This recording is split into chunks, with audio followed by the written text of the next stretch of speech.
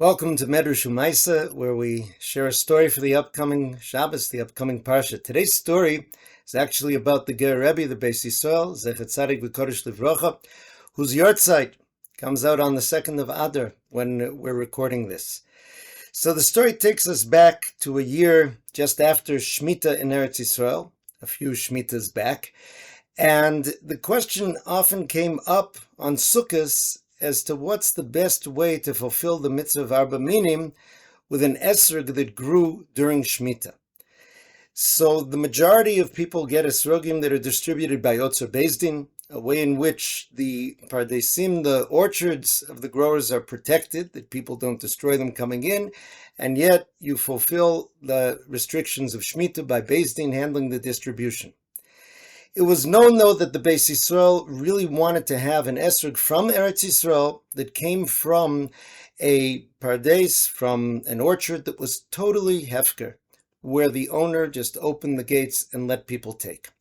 Now, there was a young boy from a Ger family whose uncle had such a pardes. He opened the gates of his pardes and let people come and take. Now, this boy, who I believe was an orphan, suddenly got very excited, and he felt, maybe I can bring the Rebbe an esrog from my uncle's orchard.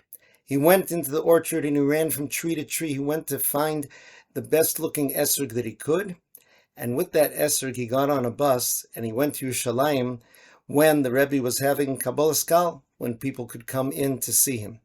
He was online, and as he entered the room, he noticed that on the table were beautiful esrogim. As it worked out, that day people had brought esrogim for the Rebbe to choose from, and these esrogim were gorgeous. Their color, their cleanliness, their symmetry, their bumpiness, everything was fabulous. And suddenly he became embarrassed with the esrog that he had brought. It was nice, but it was nothing like those. He tried to hide the esrog behind his back. The Rebbe noticed him and said, "What do you have there?" So he took it out, and he said, "It's an esrog I brought to the Rebbe from my uncle's orchard. He was mafkir it on Shemitah." So the Rebbe asked him to bring it to him. And the Rebbe took the esrog, and he looked at it, and then he made a motion to his gaboim to remove the other esrogim. He said, "This is the one that I want."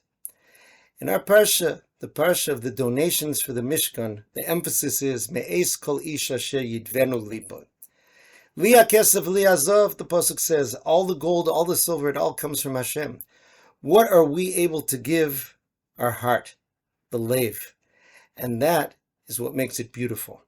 The esrog, which in fact represents the heart of a person in our story, was so beautified by the love and the giving that that boy had to want to bring something special for his Rebbe. The Rebbe's holy eyes were able to see that beauty, which outshone all the other esrogim. Have a wonderful Shabbos.